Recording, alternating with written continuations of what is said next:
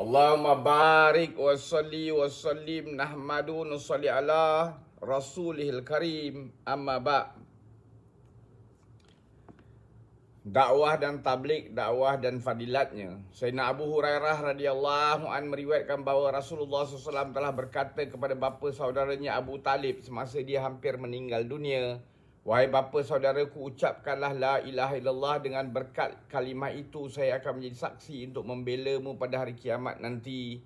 Abu Talib telah menjawab, "Kalaulah tidak kerana takutkan orang Quraisy akan mengata-ngatakan bahawa Abu Talib mengucapkan kalimah semata-mata kerana takutkan mati, maka pasti aku akan sejukkan matamu dengan mengucapkan kalimah itu."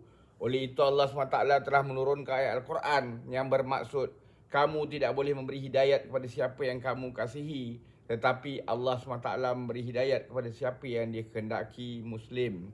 Sayyidina Abu Hurairah radhiyallahu an meriwayatkan bahawa Nabi SAW telah berkata kepada bapa saudaranya Abu Talib semasa dia hampir meninggal dunia, "Wahai bapa saudaraku, ucapkanlah la ilaha illallah, dengan berkat kalimah itu saya akan menjadi saksi untuk membela-Mu pada hari kiamat nanti." Abu Talib telah menjawab, "Kalau tidak kerana takutkan orang Quraisy akan mengata-ngatakan bahawa Abu Talib mengucapkan kalimah semata-mata kerana takutkan mati, maka pasti aku sejukkan matamu dengan mengucapkan kalimah itu." Oleh itu Allah SWT telah menurunkan ayat Al-Quran yang bermaksud, kamu tidak boleh memberi hidayat kepada siapa yang kamu kasihi, tapi Allah SWT memberi hidayat kepada siapa yang dia kehendaki. Muslim.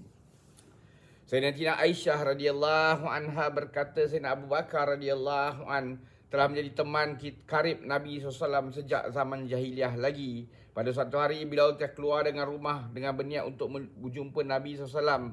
Beliau telah berjumpa dengan baginda baginda SAW lalu berkata, "Wahai Abu Qasim, ini adalah nama gelaran untuk Nabi SAW.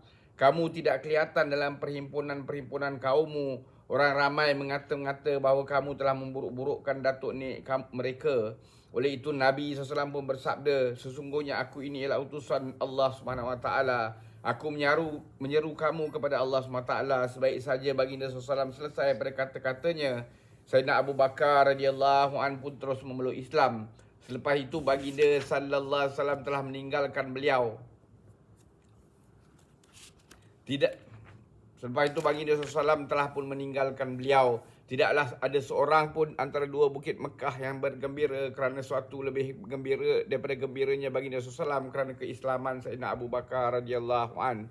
Dari tempat itu Sayyidina Abu Bakar radhiyallahu an telah pergi menemui Sayyidina Uthman bin Affan, Sayyidina Talhah bin Ubaidullah, Sayyidina Zubair bin Awam dan Sayyidina Sa'ad bin Abi Waqqas radhiyallahu anhuma untuk memberi dakwah. Maka mereka semua telah memeluk Islam. Kemudian keesokan harinya Sayyidina Abu Bakar radhiyallahu an membawa Sayyidina Uthman bin Maz'un, Sayyidina Ubaidah bin Jarrah, Sayyidina Abdul Rahman bin Auf, Sayyidina Abu Salamah bin Abul Al-Asad dan Sayyidina Arkam bin Abil Arkam radhiyallahu anhuma. Mereka semua telah pun memeluk Islam. Dalam masa 2 hari 9 orang telah menerima Islam hasil daripada usaha Sayyidina Abu Bakar, Al-Bidayah wan Nihayah.